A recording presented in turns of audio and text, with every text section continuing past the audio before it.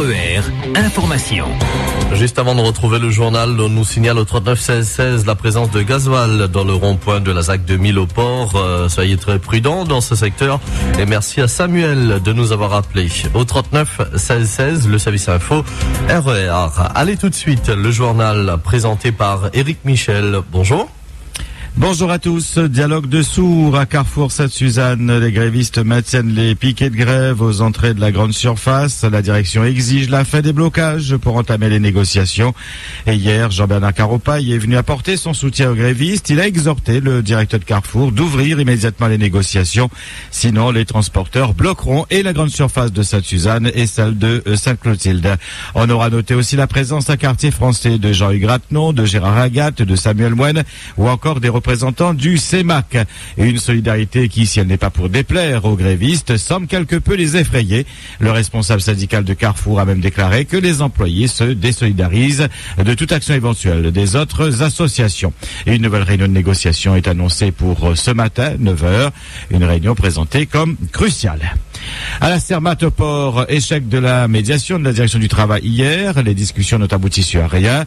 Les deux parties restent fermes sur leur position.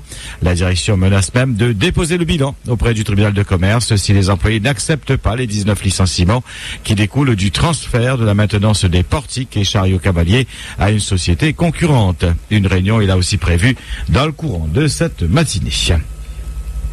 Un conflit qui bloque plus de 3000 containers, dont celui de la coopérative solidaire. Une délégation d'ailleurs ira à la rencontre des dockers et des aconniers dans un instant, à partir de 8h30, afin de trouver une solution pour débloquer le riz à moins d'€1. Les automobilistes qui empruntent la RN3 ont poussé un ouf de soulagement hier. Il n'y a pas eu de blocage de la route, comme il menaçait le collectif des agriculteurs de la plaine des Palmistes, pour protester contre le déclassement de terrains agricoles. Un apaisement obtenu grâce à la tenue d'une réunion hier après-midi avec le maire Jean-Luc Saint-Lambert. Ce dernier s'est engagé à remettre les 600 hectares de terrains de zone naturelle en zone agricole dans le futur plan local d'urbanisme après l'accord du préfet. Le collectif a donc décidé d'écrire aux représentants de l'État et il va remettre ce courrier au sous-préfet de Saint-Benoît dans le courant de cette journée. RER. Réunion extraordinaire du comité opérationnel réunionnais de réduction du risque requin hier à la préfecture. Autour de la table des décideurs, des scientifiques, des amoureux de la mer, des passionnés de surf et le tout présidé par le préfet de la Réunion. Objectif de cette réunion, améliorer les actions de prévention après l'attaque mortelle de requins mercredi dernier au Brison à Saint-Gilles.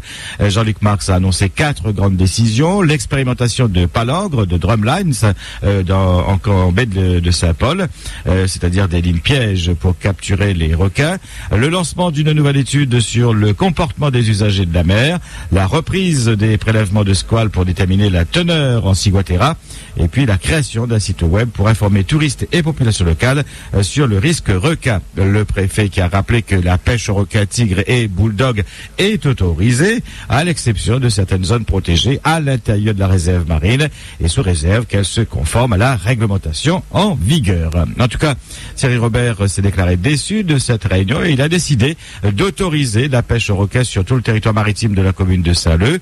Dans l'arrêté municipal, il indique que la commune achètera les requins au prix de 7 € le kilo, dans la limite de 50 bulldogs. Après la dernière attaque mortelle de requins donc au Brison Saint-Gilles, certains se croient obligés de faire une proposition. Et alors il y a ceux qui sont pour les prélèvements, d'autres qui préfèrent la chasse aux requins, carrément. Et puis il y a l'IRT. L'IRT qui a annoncé que très bientôt, il sera distribué aux touristes une brochure sur le risque requin à l'aéroport de Gillot. Et pourquoi pas une brochure sur les risques de coups de soleil, le risque cyclonique, le risque de forte pluie, le risque d'une éruption volcanique, le risque de dengue, le risque de chikungunya, etc., etc. À vouloir donner l'impression de faire quelque chose, on est en train de sombrer dans la psychose qui ne va certainement pas arranger les chiffres du tourisme. RER. Suite à la détection de plusieurs cas d'infection à coronavirus dans le monde, dont 2 cas très récemment en France métropolitaine, l'ARS rappelle les mesures de prévention pour les voyageurs.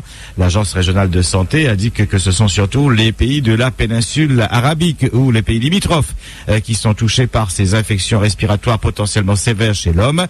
L'Organisation mondiale de la santé recense plus d'une trentaine de malades infectés par ce nouveau virus depuis septembre 2012 et parmi lesquels 19 sont décédés décédés. À ce jour, l'OMS ne recommande pas de restrictions de voyage ou d'échanges avec les pays concernés, comme l'Arabie Saoudite, la Jordanie, le Qatar, l'Irak, l'Iran, l'Israël, le Koweït, le Liban, les territoires palestiniens ou encore la Syrie.